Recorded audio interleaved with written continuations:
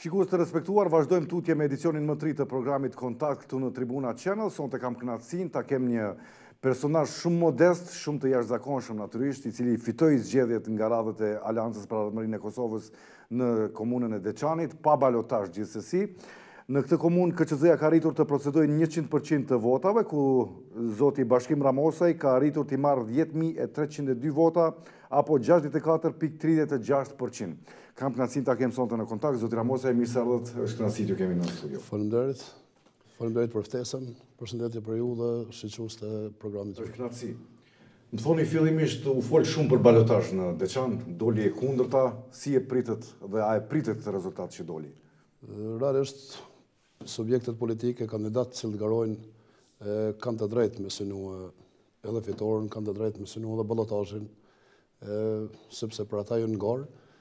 Mirë, por realisht ne jemi këtë bindur në fitore, kemi menduar që kemi fituar edhe më shumë se sa këtë rezultat që kemi prit, për shkak se kemi pas shumë aktivista në terren, kemi bërë një punë të mirë edhe në komune, mirë po edhe në për lokalitetet dhe me grupet cilat kem vepruar dhe kem punuar në Deçan.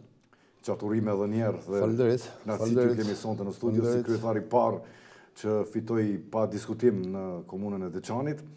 Ndërkohë, cila ishte përkrahja e strukturave të AK-s gjatë fushatës parazgjedhore? Përkrahja ka qenë madhe, ne kemi arritur si Aleancë që ta kemi një strukturim të mirë, falë edhe aktivistëve të Aleancës, falë edhe kryetarit të degës, deputetit generalit Dr. Radinaj, edhe po ashtu gjithë aktorëve të cilët në etapa kohore kanë udhëhequr me Aleancën, kanë udhëhequr edhe me komunën e Deçanit deri sot.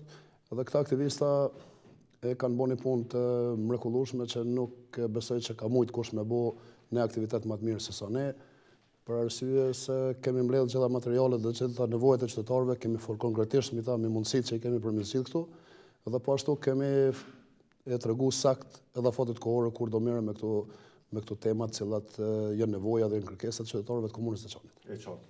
Si do ta bëni Deçanin një vend që do dëshirojnë njerëzit vinë ta vizitojnë? Deçanit i kanë munguar shumë gjana, gjana cilat ne nuk kemi dashur për me bë dhe na kanë mbetë pa u bë, po janë disa gjana që Deçani i ka pas hise të vetën që me ndodhë në Deçan, që nuk kanë mujtë me ndodhë për shkak të mos përkrahjes edhe nga buxheti i qeverisë së Republikës Kosovës në të kalumen, dhe ne në programin tonë jemi fokusuar në dy drejtime, pa i harruar segmente tjera që bojnë jetën në një komune, po kemi thonë gjatë krejt fushatës dhe po ashtu jemi njerëz cilët insistojmë për me arrit deri te synimi me punë edhe me punë konkrete. Deçanin kemi thonë që kemi me bëhe destinacion jo vetëm për qytetarët e Republikës Kosovës, po edhe Maçan, edhe të rajonit, sepse kemi resurset dhe kemi potencialin edhe njerëzor, edhe potencialin resurset humane njerëzore po ashtu, dhe në Deçan kanë me të pashfrytzuar sidomos resurset natyrore. Koncepti ynë është koncept zhvillimor për komunën e Deçanit në dy sektorët të rëndësishëm të komunës së Deçanit, që është turizmi dhe bujqësia. E që po mendoj që nuk do në fort me trajtu këtë temë, po duhet me punu që me kriju para kushtet, me kriju kushtet realisht për me ndodhë kjo. Kushtet për turizm janë çështjet e infrastrukturës, është rruga Deçan-Plavë e cila ka filluar me një megalomani shumë madhe vite më parë, mirë po që nuk është e tutje në këtë drejtim për shkak të mungesës së buxhetit. Nëse referohem, kem pas qeveri që ka jap 350.000 euro për këtë rrugë, dhe po ashtu kem pas edhe kryeministër të këtij vendi që ka shkuar tashmë që i ka jap 50.000 euro për këtë rrugë, dhe nuk ka qenë trajtim fort serioz i kësajne, sepse është arteria kryesore që Deçanin më shumë apo jo? Deçanin është, po flasim për rrugën Deçan-Plavë. Rrugë që është arteria kryesore dhe zhvillimit ekonomik, edhe që bën Deçanin me hy në qytetet të cilat kanë interes qytetarë të Kosovës edhe të rajonit që me kalune për Deçan. Po ashtu janë dy gryka në Deçan të cilat duhet të kenë edhe asfalt në ato gryka, të kenë rrugët, të kenë infrastrukturën përfundume, dhe po ashtu të kenë edhe rrënjë elektrike në ato bjesh për shkak të konceptit të zhvillimit, sidomos në aspektin e turizmit. Ty e ditë që nëpër bjesht e Deçanit të Parkut Nacional, bjesht e Nemuna, vjen edhe vija Dinarika, që është vija më e gjatë e alpinizmit dhe bjeshkatarisë, që fillon diku në Itali, kalon nëpër Sloveni, Kroaci, Malzi, Shqipni dhe hyn në territorin e Kosovës, e hyrja në atë territor është në bjesht e Deçanit. Çfarë do të bëni ju gjatë mandatit? Ne po mendojmë që infrastrukturën gjatë këtij mandati me përmbyll. Qasja do thotë. Po, dhe sidomos që është një ofertë e hapur për njerëz të cilët janë të komunës Deçanit, mirë po qytetarë tjerë të Kosovës që kanë një kapital që të investojnë dhe ne ta kemë të përfunduar guidën turistike për këto bjeshk, e që në guidën në kuptojmë oferta jonë, promovimi jonë që i bëhet aty në bjeshkëve, që do thotë sa kapacitete për me fjeti kinë ato bjeshk, cilat janë shërbimet që ofrohen, a ki rrym, a ki shërbime mjekësore në ato bjeshk, për shkak se këtu kanë mungu dhe i tashtit. Kanë mungu pa të drejtë.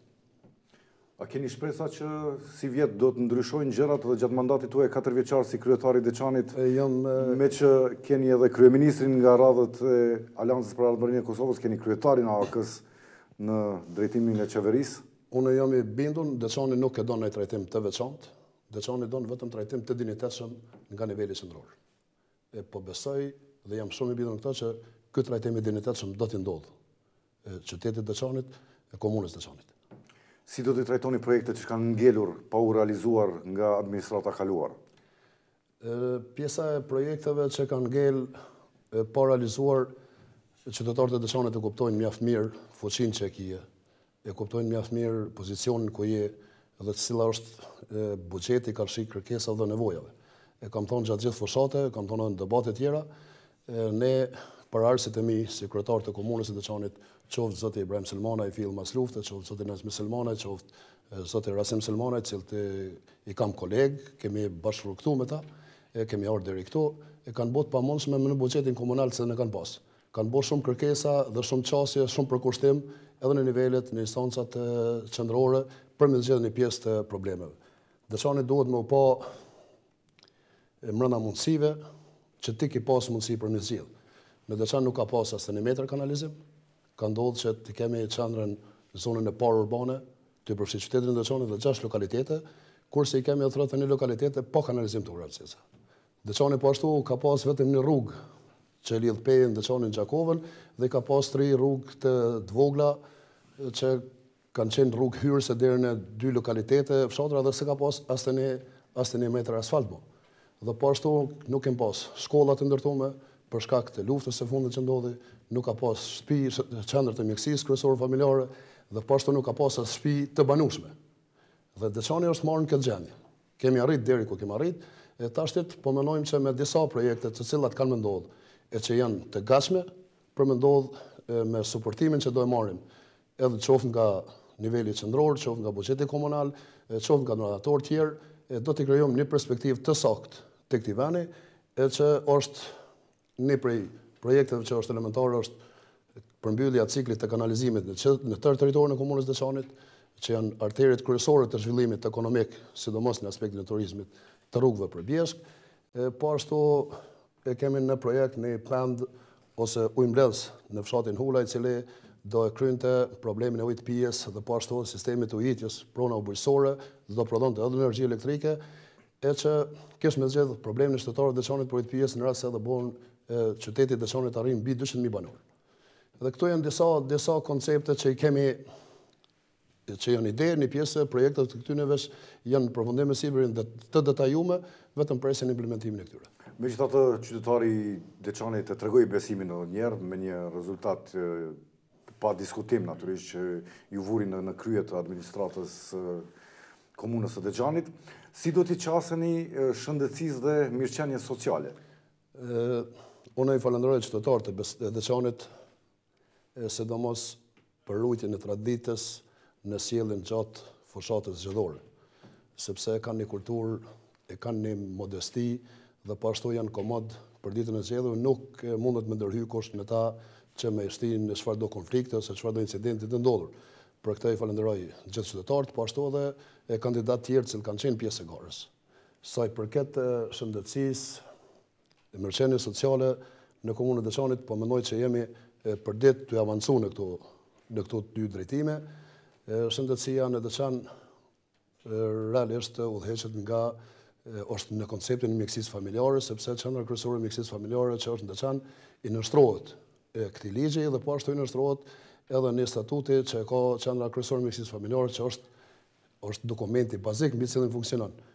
Duhet ta them që një pjesë e kompetencave të qendrës kryesore të mjekësisë familjare, sidomos mbarësia nga lista esenciale e barnave është prej nivelit qendror, kurse sa i përket infrastrukturës tjetër obligative që është komuna, unë po besoj dhe jam i bindur që kemi me kry, kemi qendrën emergjente, që është kuadër të mjekësisë familjare, kapacitetet e saj duhet me ndryshu, dhe për këtë kemi projekt të artum, kemi buxhet të ndomë, që gjatë vitit 2018 do të kryet. Sa i përket mirëqenies sociale, ne kemi bisedu me gjitha grupet që bojnë jetën në qytetit të Veçanit, qofshin studentat, qofshin njerëz me nevoja të veçanta, qofshin pensionistë, qofshin sportistë, qofshin njerëz të artit ose të kulturës, dhe kemi të sakta të gjitha përgjegjësitë që komuna i ka në raport me këta. Po arsimi?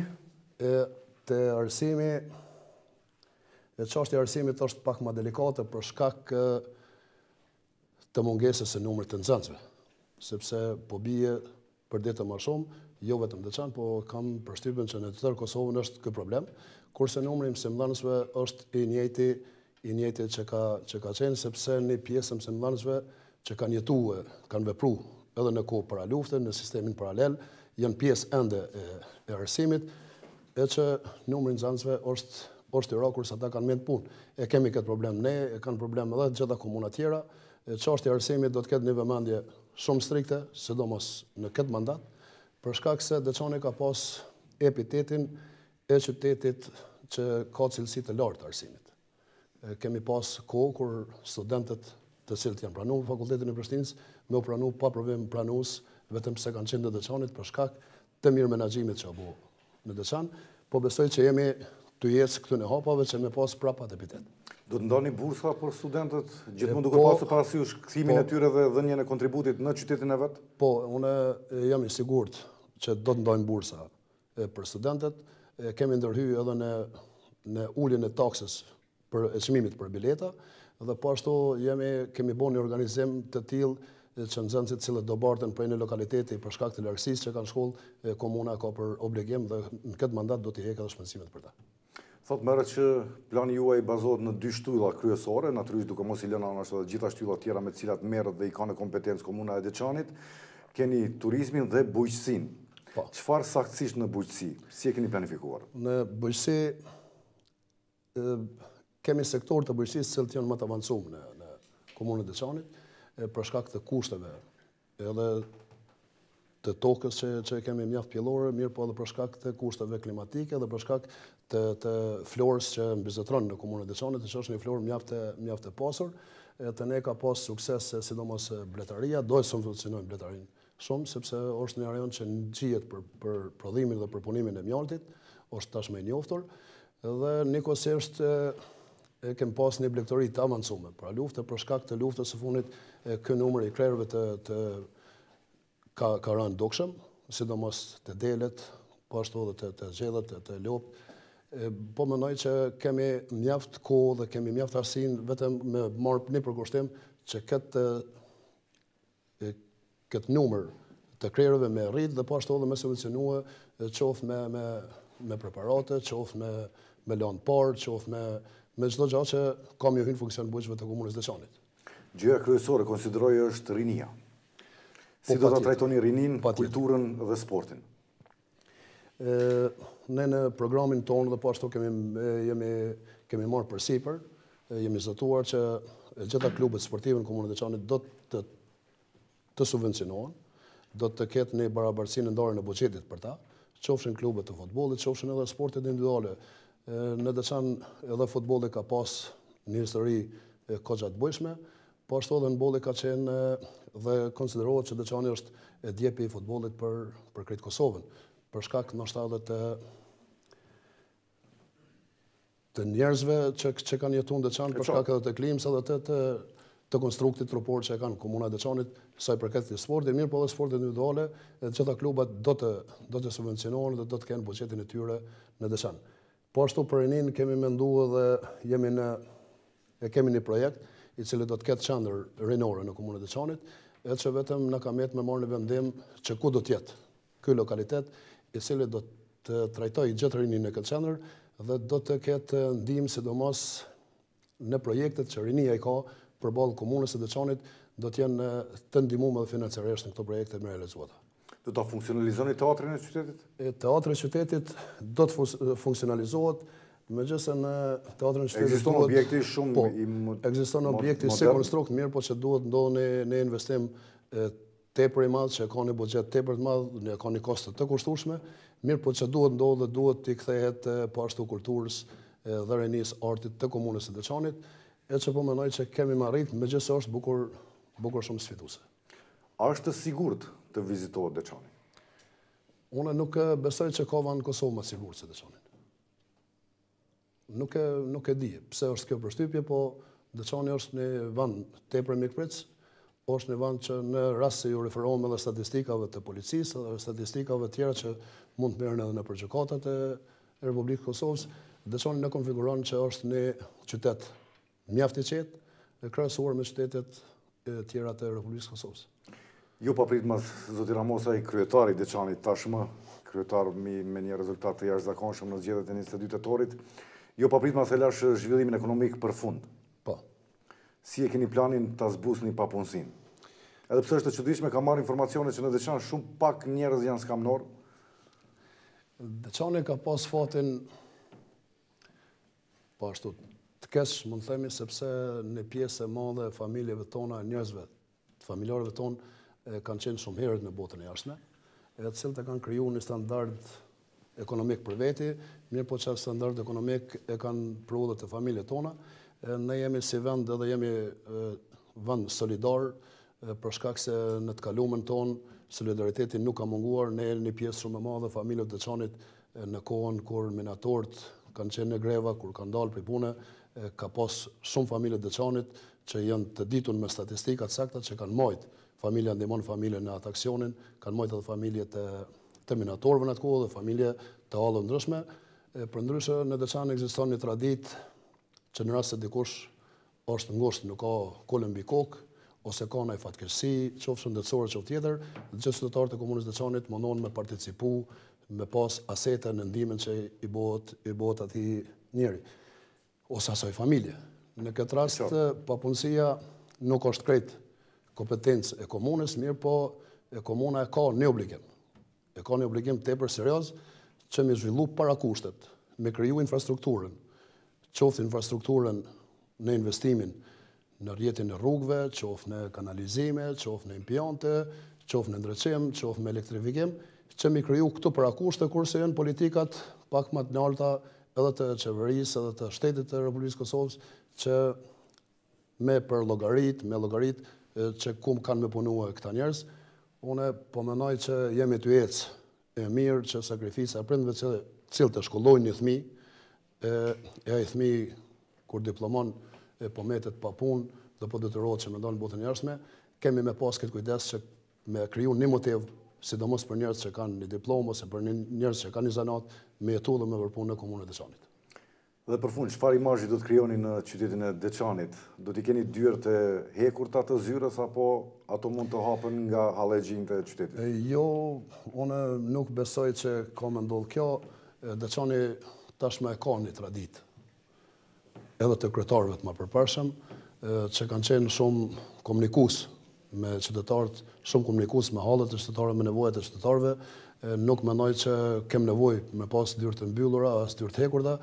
Zyra kryetarit është zyra e qytetarëve të komunës Deçanit, dhe po ashtu edhe mandati kryetarit është me shërby qytetarëve, jo me na shkalu ose mos me dëgju qytetarët e komunës Deçanit. Kryetar Ramosaj, ishte kënaqësi t'ju kem sonte në kontakt. Do të takohemi sërish gjithsesi pas fillimit të punës. Patjetër që po. Ju premtoj që do të bëjmë edhe një reportazh nga qyteti i Deçanit, do të vim atje me ekip. Dhe gjithsesi ta inspektojmë edhe ne dhe të bëjmë punën tonë si gazetarë që gjithë premtimeve që keni bërë për. Faleminderit, jeni të mirëpritur çdo kohë. Deçani ka nevojë vetëm për promovimin e asaj që posedon. E qartë. Të pasurisë që ka, vetëm promovimi i mungon disa gjëra të cilat folëm më herët që janë infrastrukturore.